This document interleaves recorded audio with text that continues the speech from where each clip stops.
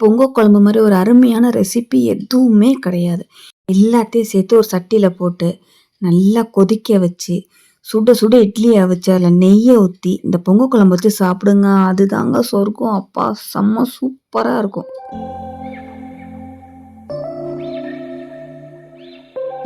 Hello, welcome back to நகரத்தராச்சிஸ் world. என்னடா இவ்வளோ ரெசிபியோட வந்திருக்கேன்னு பார்க்குறீங்களா? பொங்கல் வரப்போகுதுல, ஸோ நம்ம என்னென்ன ரெசிபி பண்ண போறோம்னு பார்க்க வேண்டாமா? அதுக்காகத்தான். அப்போ புளிக்குழம்பு எப்படி செய்யறதுன்னு பார்ப்போமா? ஒரு பெரிய சட்டி வச்சிருக்கு. அதுல இருந்து எண்ணெய் நிறையா ஊற்றி அதில் கடுகு, உளுந்து, வெந்தயம், சோம்பு இது நல்லா பொரியணும், இல்லைன்னா கசக்கும். இதெல்லாம் தனித்தனியாக குழம்பு வைப்போம். இப்போ எல்லா காயும் போட்டு ஒரே குழம்பா வச்சிடுறோம். இதில் வந்துட்டு சின்ன வெங்காயம், வெள்ளைப்பூடு, தக்காளி, கருவேப்பிலை எல்லாத்தையும் ஒன்றா போட்டு நல்லா வதக்கிக்கலாம். தக்காளி நல்லா மசியணும். மசிஞ்சாதான் நல்லா டேஸ்ட் இருக்கும். அதனால கொஞ்சம் கல் உப்பு சேர்த்துக்குவோம். இப்போதான் பெருஞ்சீரக தூள் போடுறாங்க. நான் ஏற்கனவே சொல்லிட்டேன். எங்கள் வீட்டில் எப்போவுமே தூள் தான் போடுவோம். நல்லா வதக்கிக்குங்க. நாங்கள் பரங்கிக்காய் குழம்பு, கத்திரிக்காய் குழம்பு, அப்புறம் கருணக்கிழங்கு குழம்பு 3 தனித்தனியாக வச்சுட்டு இருந்தோம். அப்புறம் எல்லாத்தையும் ஒன்றா வச்சுருவோன்ட்டு இப்போ வச்சாச்சு. இப்போ எல்லா பொங்கலுமே அந்த மாதிரி தான் பண்ணிகிட்ருக்கோம். பரங்கிக்காய் போட்டாச்சு, இப்போ கத்திரிக்காயும் போட்டாச்சு. நல்லா வதக்கிட்டு அதுக்கப்புறம் வேக வச்ச நம்ம கருணக்கிழங்கையும் சேர்த்துருவோம். நீங்கள் கருணக்கிழங்கு இப்போ போட்டால் குழஞ்சிரும் நினச்சிங்கன்னா குழம்பு கொதி வரும்போது போடுங்க. மஞ்சத்தூள், குழம்பு மிளகாப்பொடி, அப்புறம் வெறும் மிளகாப்பொடி எல்லாம் போட்டிருக்கோம். இதில் வந்துட்டு குழம்பு பொடி எப்படி பண்ணணுங்கிற ரெசிபியும் நம்ம சேனலில் இருக்குது. நான் அதே நேரத்தில் டேக் பண்ணுறேன், கண்டிப்பாக பாருங்கள். இப்போ வேக வச்ச கருணக்கிழங்கையும் சேர்த்தாச்சு. நான் சொன்ன அத்தைக்கிட்ட இப்போவே போடுறோமே குழஞ்சிராதானே. அத்தை சொன்னாங்க, இந்த ஸ்டேஜில் நம்ம போட்டுட்டோம்னா இது வந்து நல்லா கொஞ்சம் கெட்டித்தன்மை வந்துடும் அப்படின்னாங்க. இன்னும் அடுத்தது இதுக்கு புளி கரைச்சி ஊற்ற வேண்டியதான். எலுமிச்சம்பழம் சைஸில் புளியை ஊற வச்சு கரைச்சி எடுத்துருக்கேன் தண்ணியாக.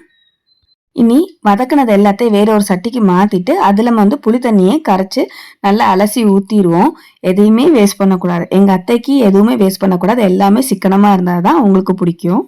சின்ன வெங்காயம், தக்காளி, வெள்ளைப்பூண்டு, காய் எல்லாம் போட்டு நல்லா திறக்கி விட்டு குழம்பும் நல்லா கூட்டி வச்சாச்சு. இனி குழம்பு நல்லா தலைன்னு கொதிச்சாதான் நல்லா அருமையாக வாசமாக இருக்கும். குக்கரில் வைக்கிறதா ஈஸின்னு நினச்சிங்கன்னா டேரெக்டாக குக்கர்லேயே வச்சிடலாம். ஆனால் எங்கள் வீட்டில் கொஞ்சம் எடுத்து சாப்பிட்ற மாதிரி எல்லாருக்குமே பிடிக்குங்கிறதுனால இந்த மாதிரியே குழம்பு கூட்டி கொதிக்க வச்சாச்சு. சூப்பராக குழம்பு கொதிச்சிருச்சு.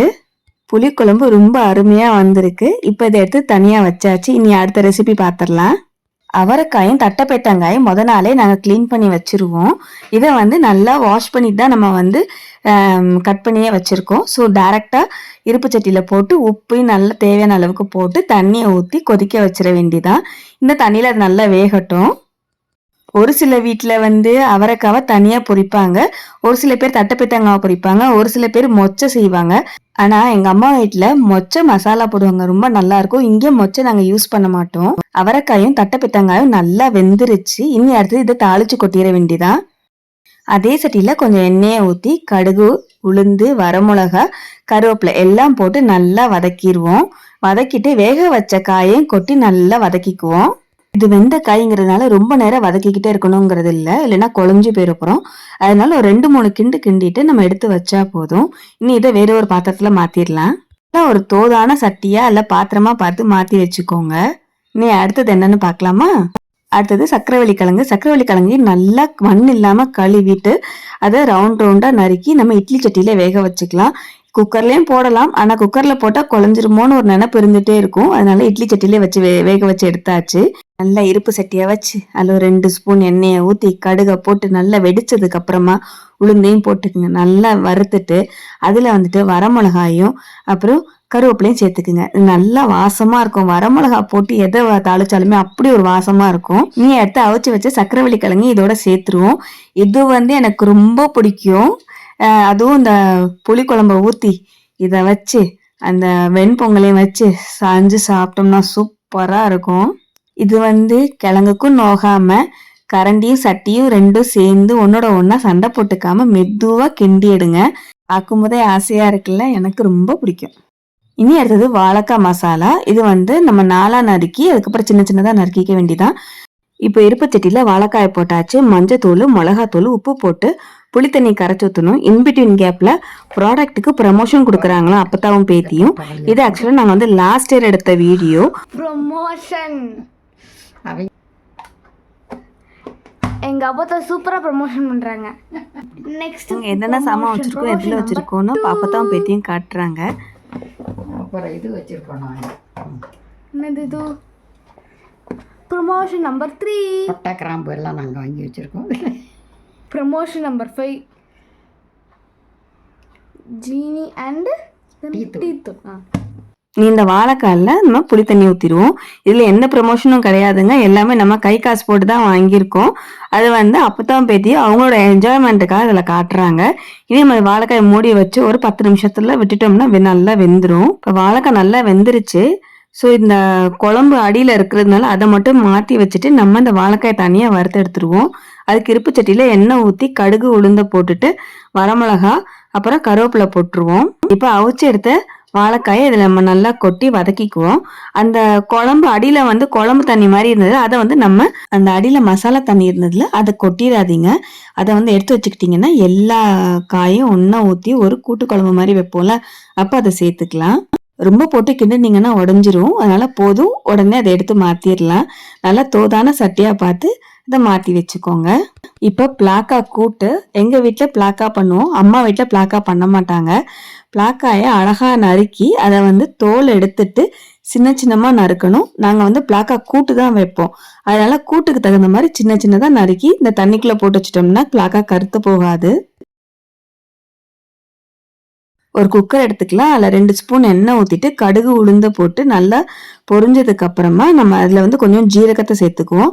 2 வரமிளகா பிச்சு போட்டுட்டு கருவேப்பிலை சின்ன வெங்காயமும் நறுக்கி வச்சிருக்கோம், அதையும் இதில் ஆட் பண்ணிடுவோம். நல்லா வதக்கிக்கலாம். அதை 2 வதக்கு வதங்கினதுக்கு அப்புறமா நம்ம நறுக்கி வச்சிருக்க பிளாக்கா இருக்கு இல்லையா, அந்த பிளாக்காவை அப்படியே அள்ளி அள்ளி எடுத்து போட்டுருவோம். தண்ணி இல்லாமல் நல்லா வடிச்சிட்டு போடுங்க. அடுத்து இதுக்கு பருப்பு நம்ம ஊற வச்சிருப்போம். இது துவரம் பருப்பு, அதாவது சாம்பார் பருப்பு இருக்குல்ல, அதுதான். அது நல்லா கழுவி ஊற வச்சிருக்கறனால அதை அப்படியே இதில் சேர்த்துக்குவோம். காய் வேகிற அளவுக்கு தண்ணி ஊற்றிக்குவோம். அதில் கொஞ்சோண்டு மஞ்சத்தூள் அப்புறம் கொஞ்சோண்டு உப்பு சேர்த்துக்குவோம். இது நம்ம மிளகாத்தூள் தான் போட போகிறோம். பாசி பருப்புனா பச்சை மிளகா போடணும், துவரம் பருப்புனா நம்ம மிளகாத்தூளோ இல்லைன்னா சாம்பார் தூளோ போடலாம், ரொம்ப நல்லா இருக்கும். பிளாக்கா 2 விசில் தான் விட்டோம். நல்லா பூவாக வெந்துருச்சு. கொஞ்சம் தண்ணியாக இருக்கிறதுனால ஒரு கொதி விட்டுலான்னு வச்சாச்சு. கூட்டுக்கறிக்கு நெய் ஊற்றினா ரொம்ப வாசமாக இருக்கும். ஸோ 2 ஸ்பூன் நெய்யும் ஊற்றிக்கலாம். பிளாக்கா கூட்டு அருமையாக ரெடி ஆயிடுச்சு. பருப்பு மசிச்சுக்குவோம், அவ்வளோதான். பொங்கல் சமையல் நல்ல தடபுடலாக ரெடி ஆயிடுச்சு. என்னென்ன பண்ணியிருக்கோன்னு பார்க்கலாம். பரங்கிக்காய், கத்திரிக்காய், கருணக்கிழங்கு போட்டு ஒரு புளிக்குழம்பு, பிளாக்கா போட்டு ஒரு கூட்டுக்கறி, அவுச்சு கொட்டி பொரிப்போம்ல அது மாதிரி சக்கரவள்ளி கிழங்கு, பருப்பு மசியல், வாழைக்காய் மசாலா, தட்டைப்பேத்தங்க, அவரைக்காய் போட்டு ஒரு பொரியல்.